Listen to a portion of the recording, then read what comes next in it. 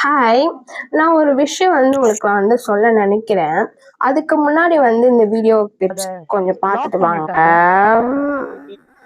இந்த இடத்துல தாங்க இந்த டாஸ்மாக் கடை இருக்கு. கிட்டத்தட்ட 40 வருஷம்.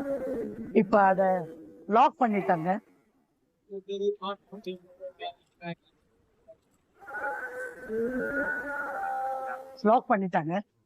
ரொம்ப நன்றி தமிழக முதலமைச்சருக்கு.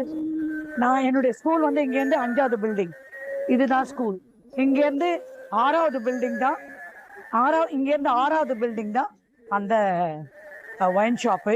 40 வருஷமா முயற்சி பண்ணிட்டு இருந்தேன் இதை மூடணும் அப்படின்னு சொல்லிட்டு. என்ன முயற்சி பண்ணியும் எந்த அரசாங்கமும் எங்களுக்கு செய்யல. இந்த தாவேக அரசாங்கம் எங்களுக்கு பெரிய உதவியா. மிக்க நன்றி மாண்புமிகு முதலமைச்சர் அவர்களே. இது மூடிட்டீங்க. என் குழந்தைங்க ஆயிரக்கணக்கான குழந்தைங்க இந்த தெருவில் போயிட்டு இருந்தது. 6 மணிக்கு மேல அந்த இடத்துல நடக்கவே, வெளியில லேடிஸ் நடமாட முடியாது. நிறைய பேர் ரோட்ல விழுந்து கிடப்பாங்க எங்க தெருலாம்.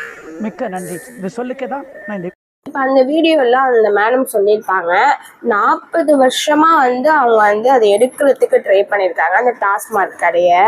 ஆனால் நம்ம சிஎம் சார் ஆட்சியில் உட்காந்து முதலமைச்சராக போஸ்டிங் உட்காந்து 3ஆம் நாளே இதை எடுத்திருக்காங்க.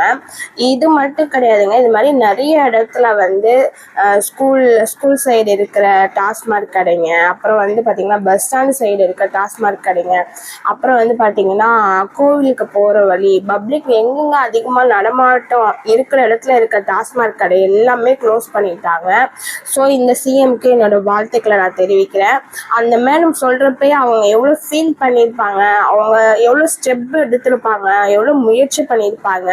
ஆனால் இந்த தடவை முயற்சி பண்ணாமலே இது க்ளோஸ் ஆகிருக்கு. நம்ம சிஎம் சாரோட எஃபெக்ட்டுக்கு சல்யூட் அடிக்கிறேன். அப்புறம் பார்த்தீங்கன்னா அடுத்த ஜென்ரேஷனுக்கு இடைஞ்சலாகவும், அதாவது போதை பழக்கத்துக்கு உருவாகாத நிலைமைக்கு சிஎம் சார் கொண்டு போகிறாங்க.